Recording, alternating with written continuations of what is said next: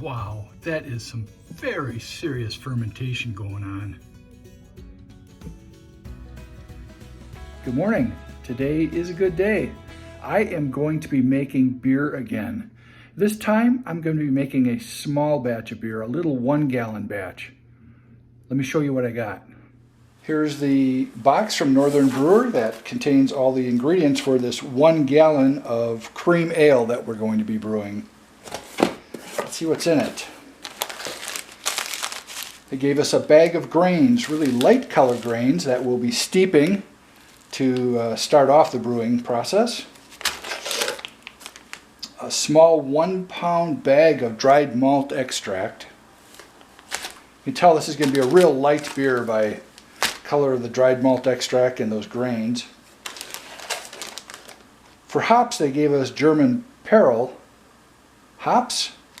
Again, a small amount. A little mesh sock that we'll be putting our grains in to steep them. Let's see, some American ale yeast.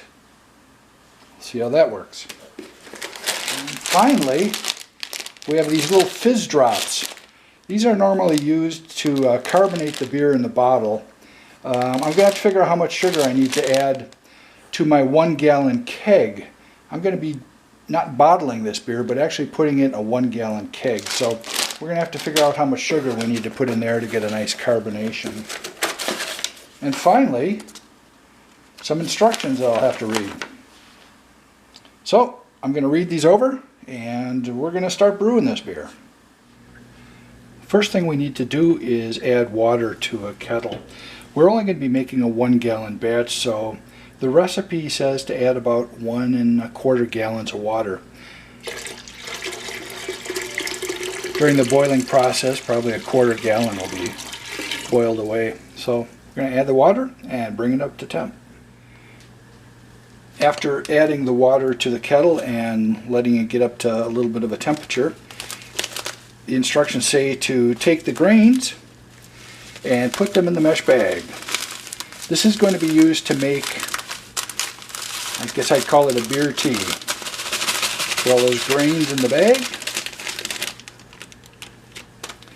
and tie them off so they don't float around in the water. You smell wonderful, like a nice cereal. So, very small bag of grains, but we are going to be putting that in the water as it heats up and steep these grains for about 10 minutes. Now the instructions don't say what temperature to have the water at to steep the grains. I'm thinking around 150 should be good. Looks like we're right around 150, 151. So I'm going to put the grains in this kettle and let them steep for 10 minutes.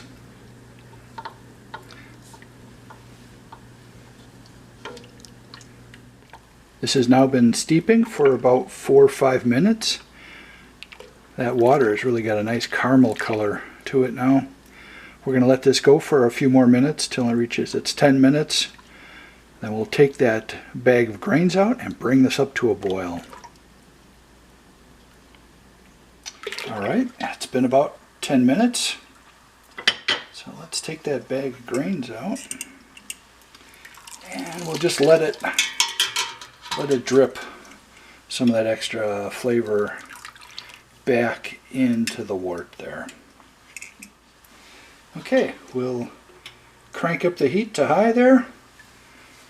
Let this come to a boil, and then we'll be adding our dried malt extract and our hops. Okay, wonderful. We have this coming to a nice boil here, and the smell in this house is of that barley malt. Wonderful.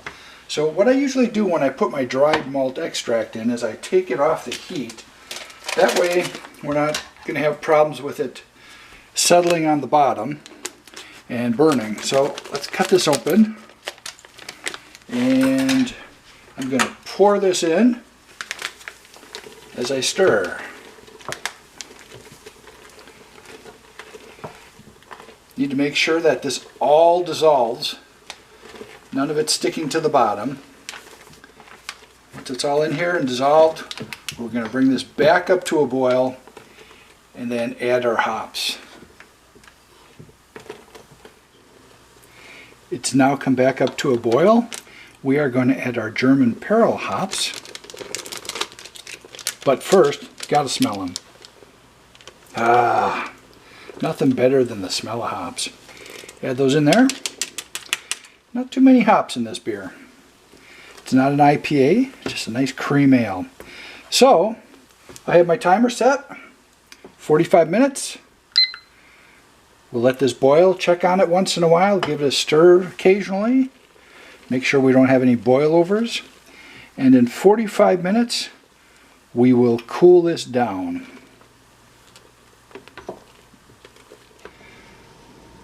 All right, it's just about 45 minutes since this boil started. So, there the timer is. What we are going to do is transfer this boiling wort into an ice bath to cool this down as quick as we can.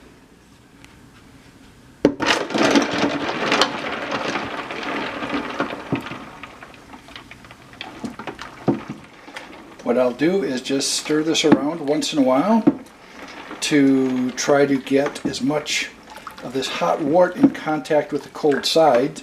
We need to get this down to about 70 degrees before we can pitch our yeast.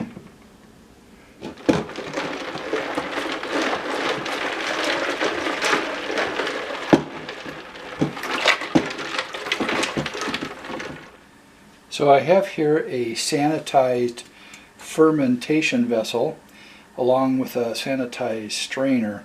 I'm going to use a strainer to strain out any of the sediment and stuff that's in the wort. Going to fill this up to about the gallon here, gallon mark right here, and then we're going to pitch our yeast. Okay, the temperature of this wort is down to about 70 degrees, so I'm going to be careful here and pour it right into this fermentation vessel.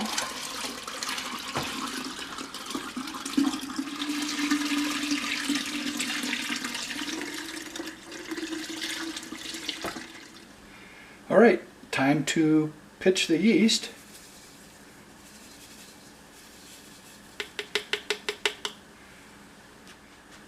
I'm going to put the cover on.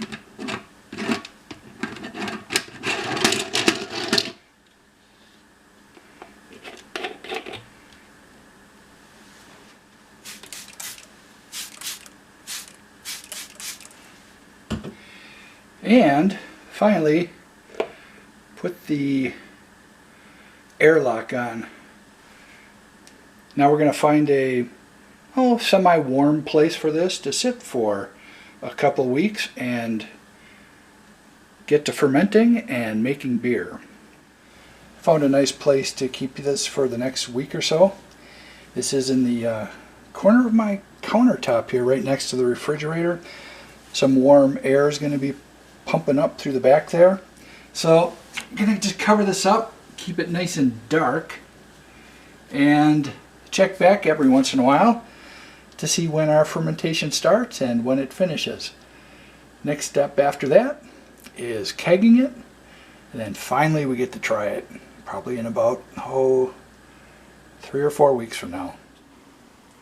I took a sample of the beer right when I put it into that fermentation container and took a gravity reading. It is sitting right now at 1052. So we'll see what it finishes at, and at that point we'll be able to figure out what the alcohol content is. I'm guessing it's going to be a pretty light beer. We have got some very serious fermentation action going on here. The yeast is eating all the sugars in the wort, converting that to CO2 and alcohol. It should go for another several days, and then it'll be time to keg. I can't wait. Okay, now it's time to determine how much sugar we need to add to our beer to condition it in the keg to basically add carbonation to it. So I'm going to be using Northern Brewer's Homebrew Priming Sugar Calculator.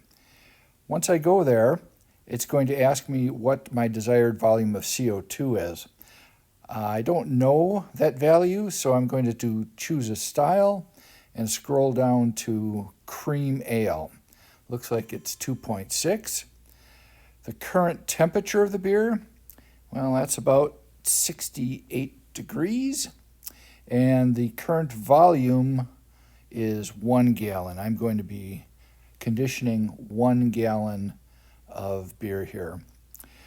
So it lists the various sugars and the amount of sugar I need to add in grams, ounces, and looks like cups. I am going to be using just standard table sugar, which is sucrose, so it looks like I need to add 0.85 ounces.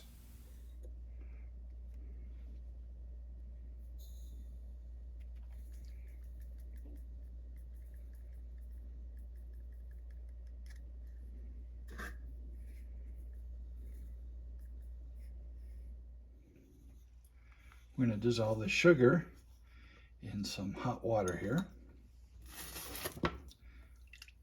Let it boil for a minute or so to make sure it's nice and dissolved, and then we'll let it cool off a bit before adding it to the keg.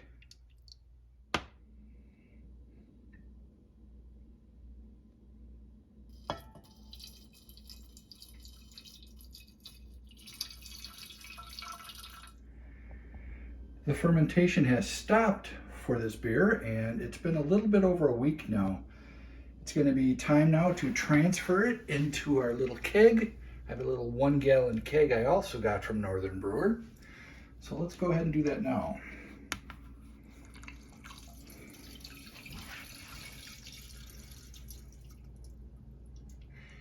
It's transferring in there. And I already put the priming sugar in there, so this is going to carbonate right in this keg. Well, I got about all I could get out of there. The rest is pretty much mixing with the trube at the bottom, so I don't want to pour that in there. So next we'll seal this up and wait for a couple weeks. The final gravity reading is coming in at 1010, so that means we have an ABV of about 5.5. Well, it's been almost 2 weeks now since I put that beer in the keg and started conditioning it to get carbonation in it, so I think it's time to tap that keg. I have it all ready to go. Got the CO2 cartridge connected to my little keg, and now it's time to pour a glass of cream ale.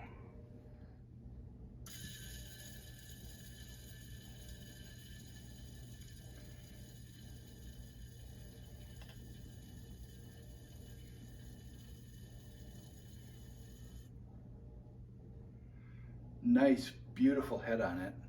Let's give it a try.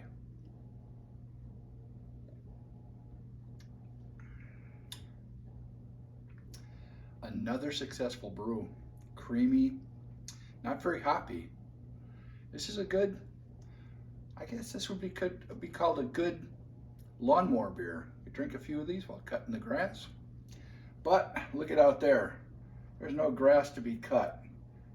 It's all snow. We'll give it a try in the spring again. Hey, thanks for watching. I really appreciate it. Hope you're having a good day.